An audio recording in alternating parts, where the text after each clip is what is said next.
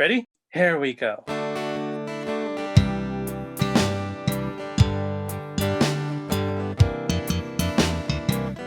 Different points of view and highs and lows. A new perspective everywhere you go. Open up your mind, drown out the noise, and see if this connected.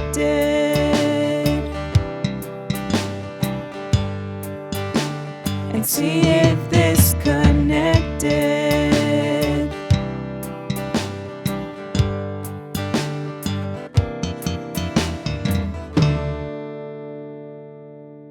What's up, fam? The mission of this Connected podcast is to connect generations and situations about faith, life, and whatever comes along the way. To not necessarily agree, but be listened to. These conversations, of course, highlight the perspective of our various guests, and you are always welcome to agree or even disagree. But as always, we hope that it is done in charity.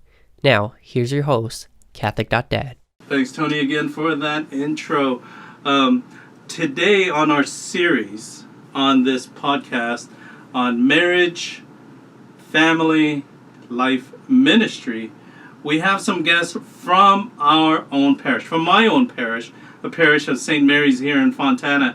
And I asked them to come on here to give a realistic viewpoint of what marriage is like, what family life is like, and what ministry has been like for them. But before we go there, coming and supporting this podcast, if you have any questions whatsoever regarding the show, any comments, please email them to catholic.dad50@gmail.com. Also, if you want to sponsor, if you want to support the podcast through our Patreon, go to patreon.com/thisconnected.com, and for as little as $1, you can support this podcast. And I need to remind you that every single penny that is donated to this podcast supports youth ministry along the Diocese of San Bernardino, mainly our own parish. So we don't make money out of this, actually. We lose money. But if you become a sponsor, a patron on our Patreon, you can get little goodies like shirts, cups, mugs, etc. So please put that on your list to sponsor the show and be a patron. So on that note, I have guests. I have 3 guests here from my own parish. I'm going to let you guys introduce yourself, starting with German Garcia. I'm German Garcia. I go to St. Mary's, and I'm from Colombia. He's a Colombiano? Colombia. Colombiano. Colombiano, yes. So I've been here for 35 years, or a little more. So I worked for a company for 33 years, and I'm happy married, and I got 2 kids, and I got my wife right here with me. And I'm Paula Garcia, and also from Colombia. Been living here for more than 30 years, and we go to St. Mary's Catholic Church here in Fontana, at Europa Avenue, and here is our son. Hi, my name is Alexis. I have been living here for the last 28 years. I am also of Colombian descent, but I was born in the U.S. Super cool. Before we get into ministry, how did you guys meet? We meet we're friends from our country in Colombia. Oh, so you guys knew each other from home. Now, when you guys go do that, do you call it like Colombia home? Or do you call, like when you guys visit Colombia, and is that I'm going to go home, or do you say I'm going to visit Colombia? We're going to Colombia. Yeah, we're going to go visit Colombia for the... You don't go say, because Filipinos, it's like, even when we're born here, we're like, oh, I'm going home to the Philippines. Oh. Well, we used to Nice. say that, but the other day because we just we went out there and just come back, and I told my wife that we going home, and I was out there in Colombia.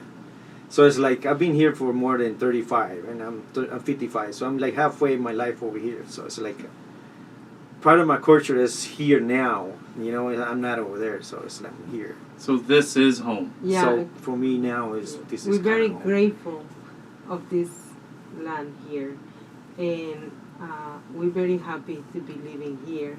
And so, like he's saying, when we went to Colombia last month, and the day that we were coming back, he told me, that he feel like he's coming back home. So he Oh. was feeling happy.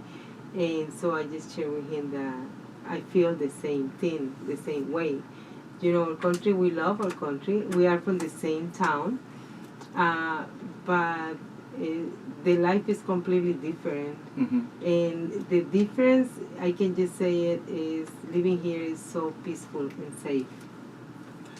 You know what? I'm glad that you said that because my wife and I are also immigrants. I came here as a child, but going back to the Philippines, I remember my mom telling me stories of how blessed you are to be in this country and not in the country that you came from. It says we love our country, Mm-hmm. but the reason why we came to this country is because of the opportunities and the blessing and the safety and the security that you can make an income and support yourself. You know, I have relatives in the Philippines who are struggling. I mean, they're like, you know, they're my age, but they look old. You notice that when you go to Colombia, people who are your age look 20, 30 years older than you. That's, You know, when I came over here, I had no choice. Because all my family, all my rest of my brothers came over here. I got 3 brothers came first, and then after that, just 4 more come with my mom. So I had no choice. But I guess I think it's like, you know, they make the right. I make the right choice. So I'm here for. I love it. You know, I'm working here and just like. So I know this isn't part of what we had planned, but you know, recently, like in social media and the news, you have a lot of people, a lot of younger people who are here in America who aren't as appreciative. Sometimes I feel that way, that they aren't as appreciative of this country as us immigrants. Like we as immigrants who weren't born here, who had to come here, we're like, oh, this is great to be here. Mm-hmm. And then you see in the news that people are like so angry, and they don't like this country, and it's like, well, I left my country to come here, and I love it. You know, I have my flags up, and I think sometimes is when you're a person who had to choose to adopt a country, you appreciate more because you had to make that decision to like leave something that you know to come somewhere that you don't know, don't even know the language, don't even know the people, don't even know if they're gonna like you or not, but you made the best out of it. And I think that's what's so great. That's the one of the things that I fell in love with our church, St. Mary, Santa Maria in Fontana, in South Fontana. That's one of the things that I just fell in love with our church, is because it's a church of immigrants who totally and completely love being here, being there, and serving. I remember when I went with a grupo, and they went somewhere to feed the homeless, and they were all immigrants feeding people who are from here. I was like, that is ministry. That is giving. And I think that's what's so beautiful about St. Mary's is we serve everyone. Yeah. And we don't ask for anything. We don't ask questions either. We don't ask questions either. So that's beautiful. So tell me about the ministry that you guys were in. Like when you went to St. Mary's, what was the first ministry that you joined? CRECIMIENTOS. What does that mean? CRECIMIENTOS is For some of our listeners don't know what that means. CRECIMIENTOS, the translation is growing, and that's a beautiful group that do evangelization. They do a retreat. They used to do a retreat 2 times per year. So I lead one of the retreats. And then after the retreat, you get like Bible study. For that, they have four Bible studies. 1, 2, 3, 4, 5, and 6. So 6. And so those Bible studies, they are focusing to you growing. Mm-hmm. For you growing, spiritually growing. So that was my first ministry. and I stayed there. I think after a year of being there, a year and a half, finally my husband said yes, and he came to the ministry too. Wait. So, you were in ministry.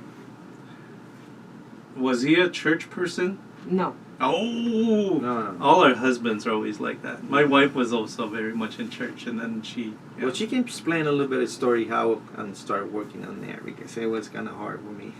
Well, But she... the story begins, or our story begins with our son here. He born premature. No. But he's Really? pretty big now. He born really premature, and so he stayed in the hospital for 2 months and a half. So that's how we start feeling that we need to go to church.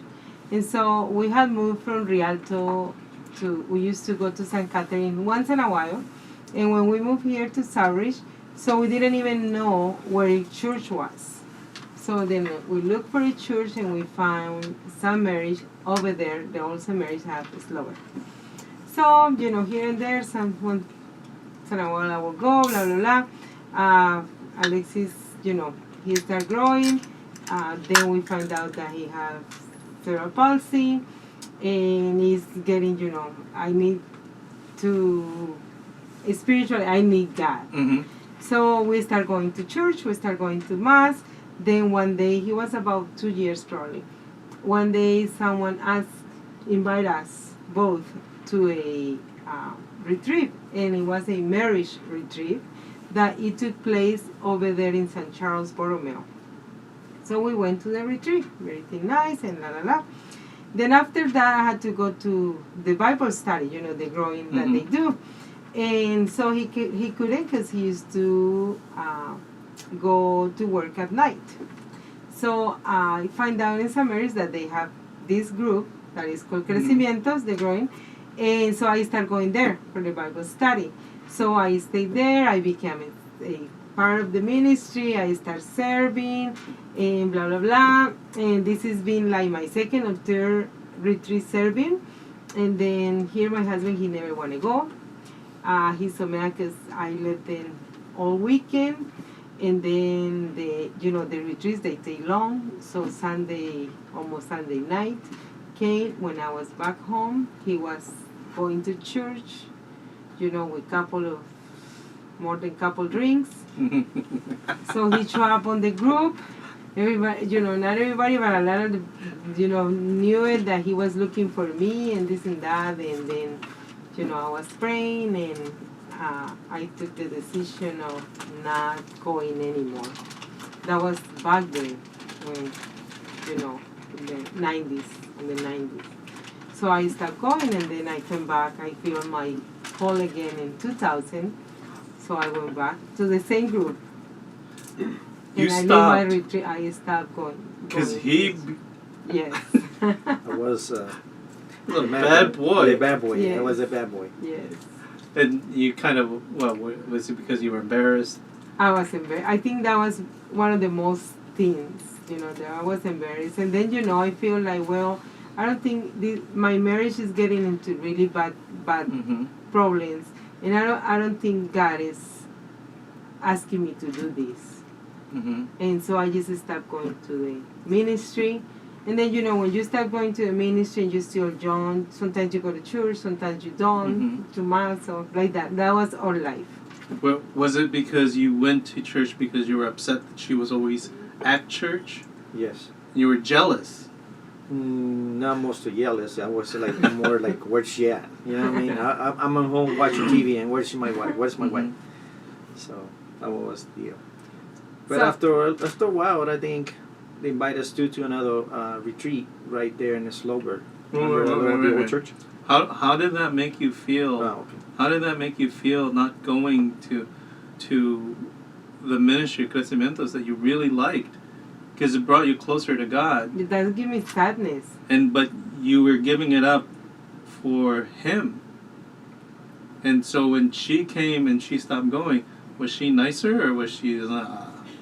Well, she he was, can answer how mom was. How was mom after she stopped going to church? Well, for that point in time, I was very small, so I didn't really know what was going on with, my parents. But, the home environments, it was never a negative one, but it was always, tensions were high. Tensions were higher. It was a lot more tense, so that, it was just really, it would be really tense. And then eventually, my dad kind of gave in, per se, to going to a retreat, and then, ever since then, it kind of just... Did you ask him again? Is that why he went? Yes, and then I did something different. What did you do? I prayed God for him. And you were done.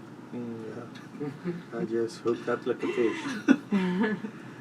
Well, that's when we started. She asked us to go to another retreat, and I went out there. That's when we find out Manuel. Remember Manuel? Mm-hmm. So we went to God that rest retreat right there. We passed the retreat, started going to the classes and stuff like that, and that's when I went hooked up in there, and then just, thanks Here we God, are. thanks God, I'm there. So you lived that retreat. Yes. Was that the first time you met Manuel? Yes. It was the first time we... No, second time. Second time? Yeah. Second time we met, yeah. But this is the time that he spoke to you. Basically, he didn't spoke to me, but... yes. On the day of the retreat, yes. When you do the preaches and stuff like that, yeah. He It was always really asked me for him and told me, like, don't worry, he will come one day. One day. Yeah, one day. One and day. that day And came. they came. And after that, on that day, what did you feel? I didn't feel much, but after keep going, Yeah. God is calling me to, hey, come on, you're in here. This is your family. This is your wife. This is what you're gonna be. Mm-hmm. So I start going in. I start finding out more people. Church is a community. Yeah. And once I start finding out more our family from church, I start hook up in there. Yeah. Either we start working on that church, the little church out there in Sloper. We start cleaning the church. We start doing a lot of stuff right there at that moment. After we move over here in Jurupa. But that's when I went hook up in there.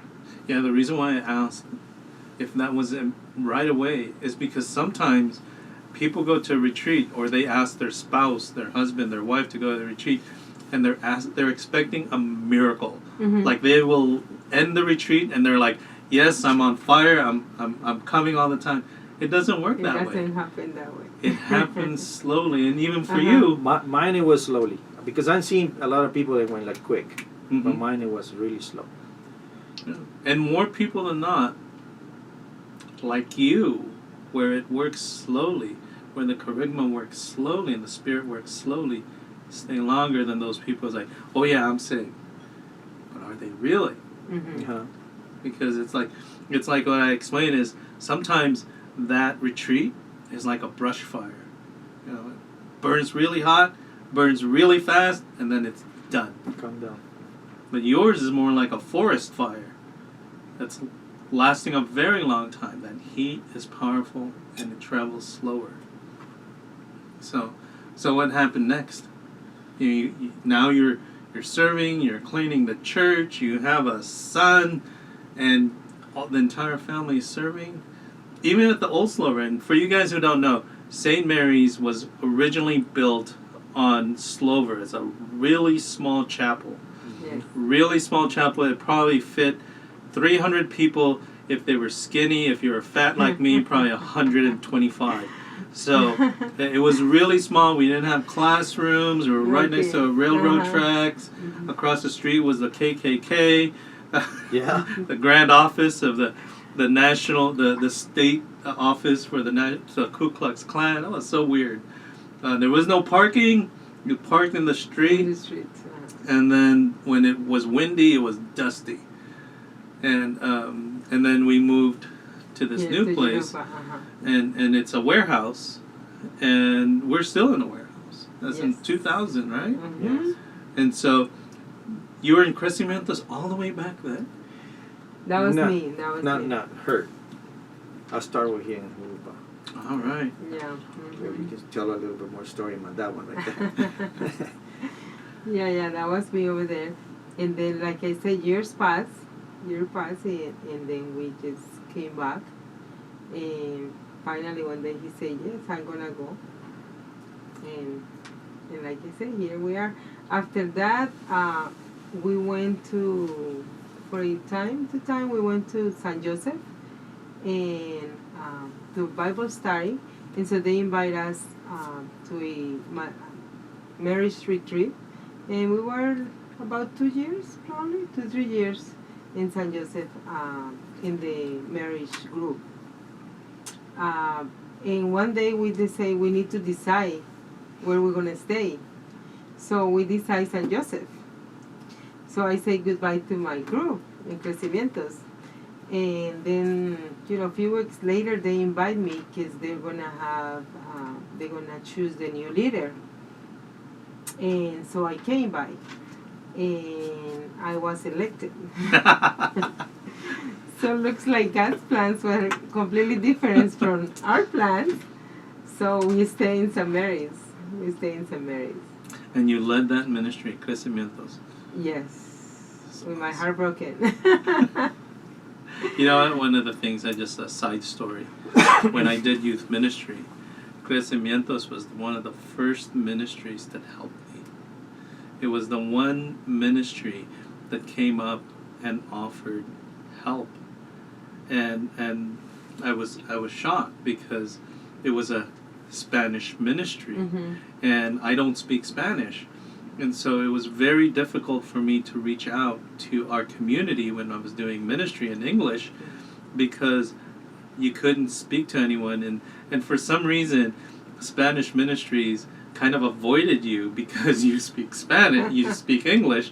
And so I felt kind of distant. But once I got CRECIMIENTOS to support ministry, everybody was on board. Some matrimonios was there, Yes. and everybody was helping, and it was just such a really good time when we were doing ministry, when I was in ministry, because it felt like family. And I remember I was doing Filipino ministry at the time too, and we were doing those events together. That was the time I felt like we were so together at one point, because everybody was just one church. Different flavor, different languages, but we were just one church. Everybody went, and we would go to the same events, things like that. So I really miss those. But tell us more about, from CRECIMIENTOS,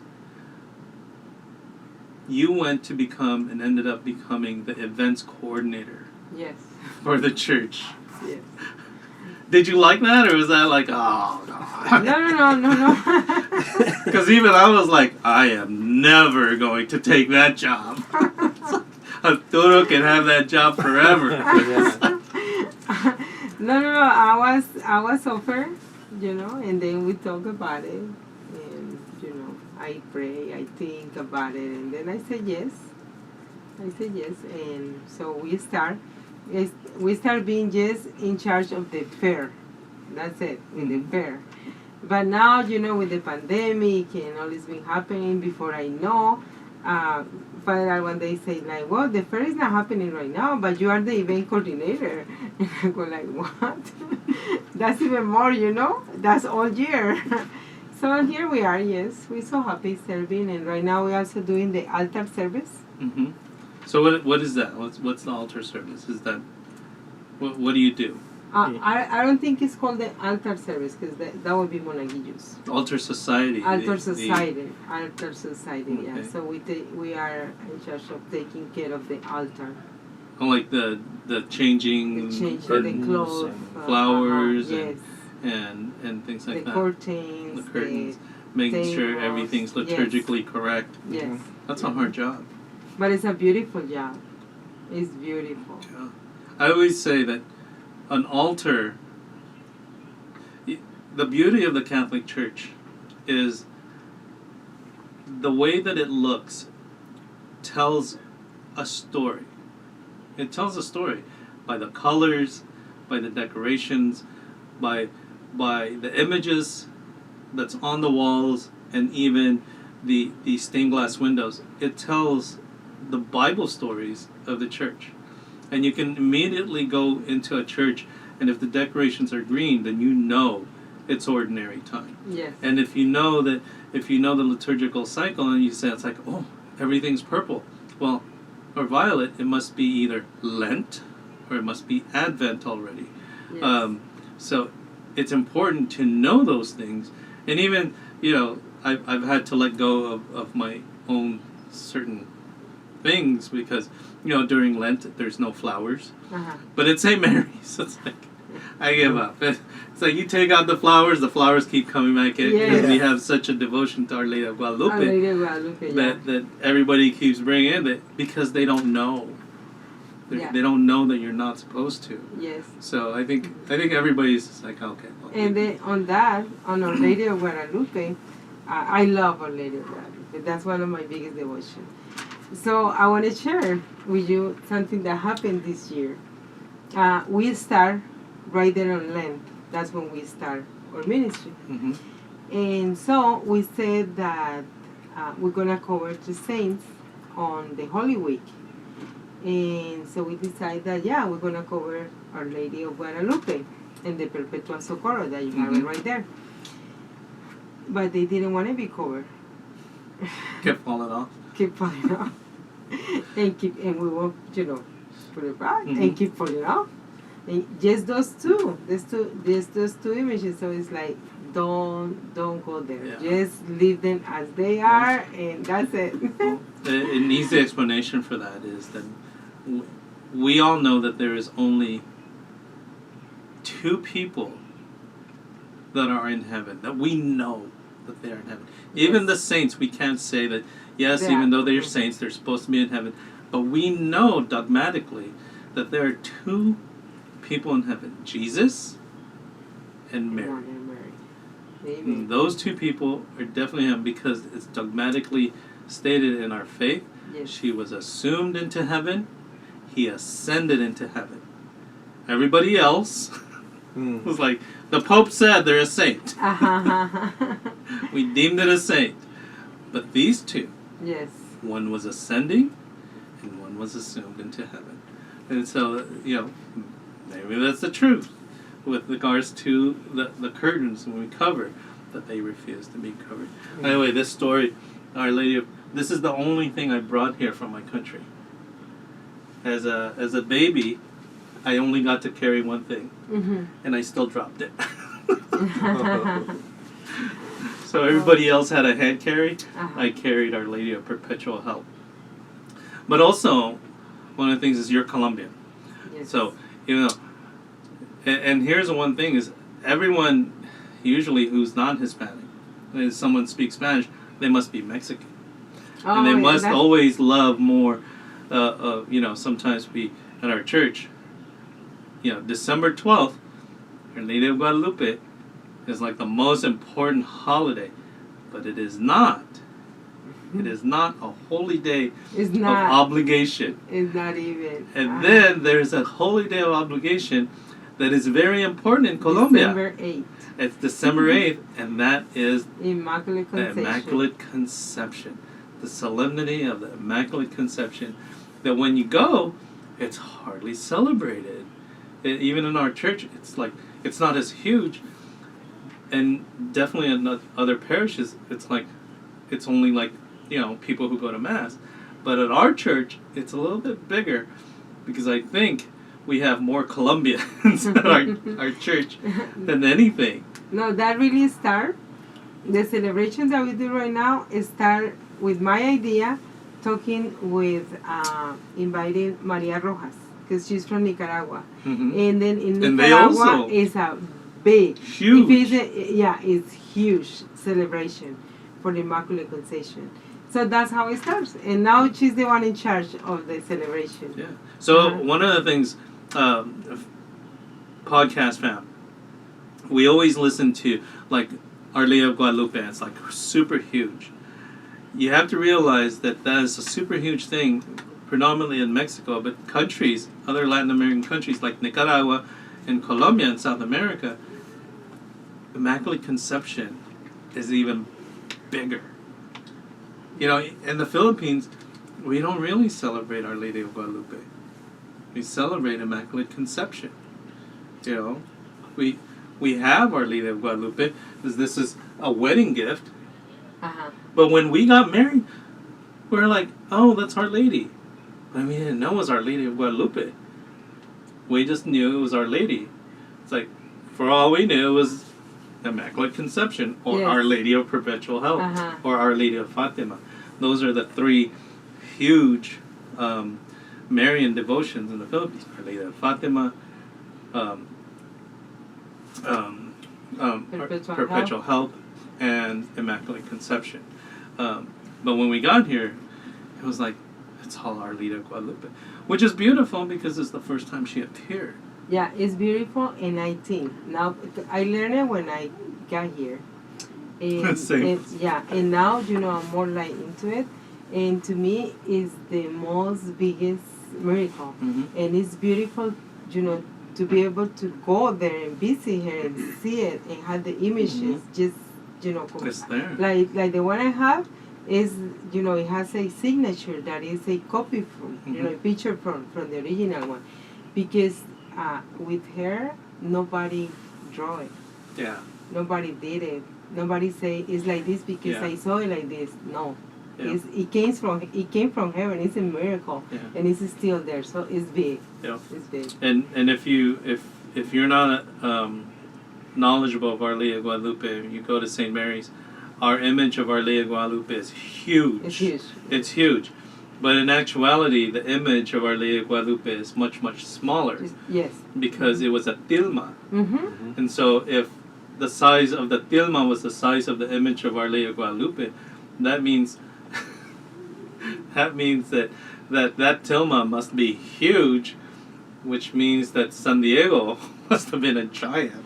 Oh no, but you know what? It wasn't not just his tall, Mhm. because the way he will wear the tilma, it wasn't like how he wear it for the miracle. Mhm. He will put it around him. Around him. So it's long. It's Yeah. long than what we think. I'm supposed to have memorized the size, but I don't. So. But it's definitely not the size that we have. No, I don't think so. I don't think so. That'd be a little too big. So now, you're an event coordinator, Yes. and from there, you're no longer leading ministries, but you're serving still when you're called. So where are you to now with ministry? We're, like what you say, we're working right now on putting stuff at church. Altar server, altar Yeah. society. Now I'm working as a building fund with Committee. committee, and whatever else comes. And then I'm also on the parish council. And like yesterday, I went to preach at CRECIMIENTOS. I was the one who did the Bible study last night. So when they call us, we See. will be there. See, right now, since I'm into church now, I'm like, Father, whatever you need, I'm here. You know what I mean? When I'm 100% at church, I can do whatever I can. That's what I told Father. When you need something, just give me a call, and I'm here, help him out. Now, in the event of the fiesta is coming over, I got a lot of work to do right there. Look at putting the 80 nails job kind of. So that's gonna be my work from now on. And plus, I help her. Whatever she needs. Okay. I'm glad you said that, because there's a lot of work that needs to be done at church. There are people at churches that you always see, and those are always the people working. They're there almost every day, like they live there. I was one of those, and sometimes it takes a toll. Sometimes it becomes too much, that you get burnt out, and you're like, I'm here all the time. And it affects your family. Was there a time that you felt burnt out? It was like, I'm always here. It's, that it affects your, we're talking about marriage and family life. that it affected your marriage, it affected your family life? Not really. I mean, we don't see it. No, I recall it when because Alexis is 28 and Jennifer is 22. Mm-hmm. And I recall it when probably Jennifer was like 14, talking to them because we were thinking that we need to leave the ministry because we were working too much. Mm-hmm. And we talked to them, but they say, no, this is good for our family. Stay there. So. If I can speak to that, so they were feeling burnt out, and it almost felt like they were shying away from the home life. Mm-hmm. So then the conversations were, do you guys want us here more than at the church? Like, because if that's the case, then we can leave. And so I remember my sister saying no, like, it's fine. It is good for the family because it essentially them getting back into the church and immersing themselves into the community, into the ministries. It helped them better their relationship amongst themselves, not only with their beliefs, Mm-hmm. but amongst themselves, and then in turn that would revolve around us as well. So, They're better people. yeah, they're tremendously better people. Yeah. I mean, in my opinion. you guys are great examples for me of people to admire in service, in ministry. I can always point out that there are people within St. Mary's that you can point and says they are living charisma, that they have the Holy Spirit, and they understand it. Some of my heroes at church, Evelyn, Oh. Rusty, those people, Mary Lasham, these people who were part, Mar and Menu. and Manuel. I'm hearing all these miracles that Manuel has performed. When people speak to me, it's like, yeah, Manuel gave that talk, it just went right through me, and I changed. These are miracles that he performed that nobody ever hears of. Yes. Because we don't proclaim it, because it's from Jesus. He used Manuel as a tool to be able to reach you, Yes. and to be able to have your answers prayer. And now you guys are doing that. You guys are being heralds. You guys are being the ones who are proclaiming the good news by your actions and by your words when you're teaching. And so those are all great things that's happening at St. Mary's, and it's through you. You guys didn't want to come on this podcast because you're like, well, what are we going to talk about? Exactly. and it's your story. See, these are the inspirational stories of real people living out the life of faith. And I think it's important for people out there to hear your story, because when people hear that, another wife and another husband will say, that's my story, or someone saying, that can be our story.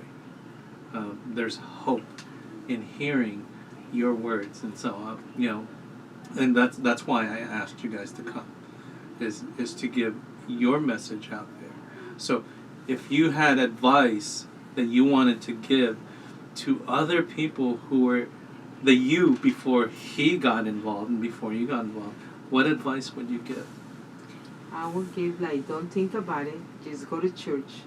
Say yes to God. Go to the retreats that they're asking you to go before it's late. Before it's too late for you, for your family, for your kids. I used to be really bad. We never do any violence. I never hit my kids back then in my country used to be. But, example, when we will do homework, sometimes I will get really, really, really mad, really angry, and start yelling and raising my voice really bad. And that's one of the things that changed on me. God just made me a better person. He give me the love, He give me the patience, and I'm trying to repair it. And I'm being able to ask my son, my daughter to please forgive me. And I pray a lot to God to please heal them.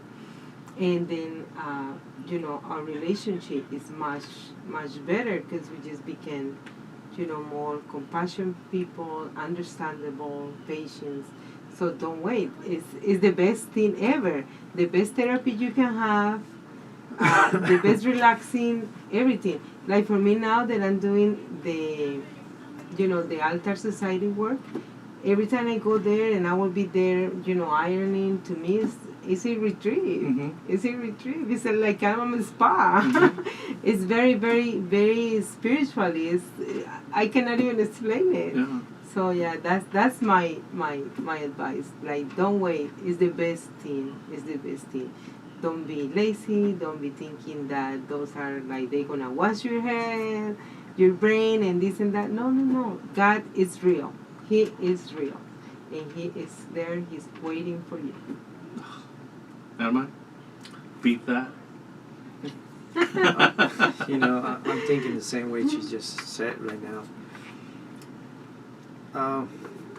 Church is really nice. You know what I mean? Because once you into it, you will see the difference. Like me and my wife, we went to a lot of retreats and stuff like that, right? But after we keep going to church and be there every Sunday, as a couple, work together, be there for the fiestas, be there for whatever fathers need, be there for the community needs, because she goes talks. I'm gonna have a speech out there pretty soon too. Whatever we do at church together, that is really good to our community, because a lot of people look at these two. They come over here every time they can. If they need it, they be there. You know what I mean? So God is good. Whatever you do, sometimes when I go to work at church, I'll probably feel a little mad, like a pissed off, because, oh man, I gotta go again to do it. But after that, I feel good. After I finish my job, go home, I feel good. Knowing that God is gonna pay us. Yep. Knowing that I'm not gonna see it, but at the end, it pays us. You know what I mean? So whatever we do for God and church, it's good. It's good. The reward is in heaven. Exactly. Amen. And that's our goal is to live out the kingdom of heaven here, so that we may permanently be in heaven with Him. And every time I see you guys, that is that image of people striving to serve and striving to lead that life of holiness, that is pointing that direction, following our Mother Mary to heaven, where she's telling, like a mother says, come here, come to me, because we know where she's at. Yes. And she's always saying, come to me, because she's leading us to heaven. So, any words for your mom and dad? Any words? Any parting words? Just thoughts. Thoughts? As the oldest son and oldest, what's the word for it? I can't think of it right now. The But elder. it's the elder of amongst me and my sister. It was interesting to see how much of an impact the retreat had on them early on, and I was able to see them grow spiritually. Not only spiritually, but relationally, and then with us as parents, they grew more patient. They grew a better understanding for us and their faith as well. And it's very commendable to see, because as someone who isn't always involved, I can wholeheartedly say that it is impactful in one way or another for me, and I imagine for my sister as well. Even though again we're not as deep as they are, but it's inspirational. Inspirational. Yeah. That's it. Look at that. Inspire. So that's what you guys are. You're inspirational. You inspire people. And that's how I see you guys is, wow, it's like, that's so Thank you. inspirational that they serve, they continuously serve. You guys are one of the people who are the most constant people at St. Mary's. And always serving and not asking for anything in return. And so that's beautiful. And sometimes, you know, when we see you guys, when I see you guys, it's like, you know, sometimes you do feel guilty because you guys look so exhausted. Because you're like, you know, you living out la fe cansa. So, and it's like, oh man, I should really help. And it's like, no, I haven't got it. But I really want to thank you guys for coming on the Thank show you. and sharing your You faith. know what? Now, I don't know what St. Mary has. Yeah. But it brings people in. Yeah. Because we have St. Joseph, Mm-hmm. St. Charles Borromeo, St. Catherine, Mm-hmm. Saint George. St. George, St. George. San Beato, San Juan Bautista. Bautista. No, Over here? No, it's because we don't live this way anymore. Oh, where do you live? You moved? Yes. we live in between the corner in Fontana and Rialto. Oh, okay. Well, No. you have St. Catherine. We have St. Catherine, Yeah, we had like 5 churches to go before St. Mary. just 5 minutes away. Yeah. You know, there are many people at St. Mary's Mhm. that live really far away and they go to St. Mary's. You know, I need to say that St. Mary's is the only parish, the only church in the Diocese of San Bernardino that doesn't close. We are always open. Open. Yes. That was said by a person who was visiting. She was from Oregon or something. Her daughter was taking a board exam for being a lawyer. They were over there in Ontario, and said she was looking for a church, and she's been going from church to church, and everything was locked. And then she looked for St. Mary. She passed it, and she couldn't find it, and then she finally saw it was a warehouse. Uh-huh. And she opened the door, and she said, "It's the only church that was open." I remember because I was there, and I was visiting the Blessed Sacrament, and she goes, "Oh, thank God this is open." I was like, "Do you need help?" It's like, "This is the only church that's open," and it was in the morning. Uh-huh. And you know, most churches are closed during the day unless Yes. there's a mass. Mhm. So she was so happy that there was a church open that had the Blessed Sacrament open. But yeah, if you want to visit St. Mary's in Fontana, it's always open. It's always open. It's always open. And From if you 7 to 9. yeah, and if 7 you're the a.m. to last 9 p.m. person there, You will have make to sure you it. close the door, the gate, and everything. 'Cause Yes. last car closes the gate. Yes, and then you know what? I need to say something about Mother Mary. Mhm. I also have another ministry. I have a priest friend in Colombia, and he works for Mother Mary. He gives talks about Mary and about the Rosary. He teaches families. So he has something that is called, he consecrate, like our house is a chapel of the Holy Rosary. So I do the Rosary every day at 6, and my group is in Zoom. Oh, that's wonderful. So yes, and so we've been doing that for 2 years now. So, is there an invitation? How do people join? Well, the thing is that I do it through Zoom, and so I have a WhatsApp group, Mm-hmm. and a lot of the times it's like people, invite someone else, and then Okay. they send me So do you things that have? this person, but I never like put it out there, say like on the social media. I haven't. I've been thinking about it, that I should start doing that, because there is people that they really in need of that, because it's a really a group, and then once you're there, we do intentions every month. Or every day if you have any intention. So we have a lot of people that is sick, Yeah. so we put the names, and that's our intentions that we're gonna pray for. And then it's a group, so people have shared that they feel that they're in group because they pray the rosary by themselves, but they have said that it's not the same No. thing as being in group. So Yeah. that's what we've been doing. As they say, a family that prays together stays It together. stays together. And one of the things is when you're praying, with a group, you feel as part of a family. And this one, you're part of a family of God. So you don't have to be related. So that's beautiful. Yes. So hopefully you'll It's give us very a way for our listeners to be able to contact and join your group. Yes. The 6 a.m.?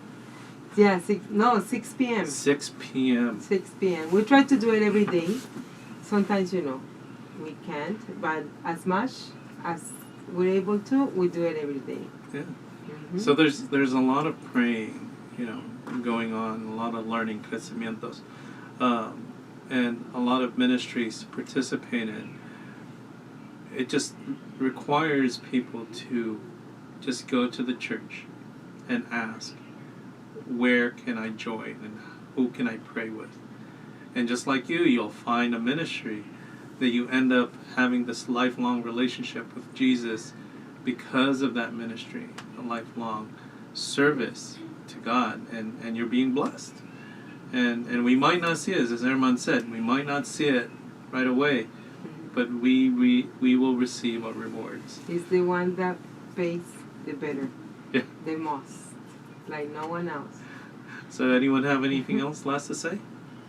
I say, if you want to go to CRECIMIENTOS because it helps us a lot. Every Tuesday at 7 p.m. at St. Mary's Church. Thursdays, 7 p.m. at St. Mary's Church. Thursdays, 7 p.m. at St. Mary's Church. CRECIMIENTOS. Thank you for having us once again. This was interesting. It was fun.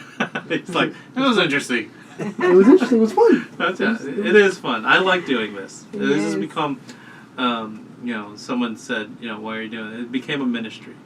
We were on the Inland Catholic Bite. They wrote an article about the podcast, and they called it Ministry for the Ears. Ministry for the Ears. So I guess that's our ministry now. Ministry for the Ears. We just try to share the good news, connect generations and situations. That's our tagline. So if you guys don't have anything else to say, I want to thank you again for coming on the show, Thank for you. sharing your Thank you faith, for inviting us. sharing your life, and just sharing the love that exudes from you guys. It's so, again, as I put on there, that's so inspiring. The word Thank you. inspire is rooted from that Latin word inspirare, which is to breathe in. And who do we breathe in? The Holy Spirit. Amen. The Holy Spirit. We're breathing in. And so when we exhale, well, we speak out that good news. We share that. So that's what you guys do for me. So thank you so much. Thank you. Thanks. So on that note, fam, that's all we have on this episode of This Connected Podcast. Please send us an email at catholic.dad50@gmail.com if you have any questions, comments, concerns, or if you want to reach out to this beautiful family. Okay? So again, if you want to sponsor, if you want to be a sponsor, or if you want to join us and be a patron to this podcast, go to Patreon.com/thisconnected.com. Tony's going to kill me. I always ruin that.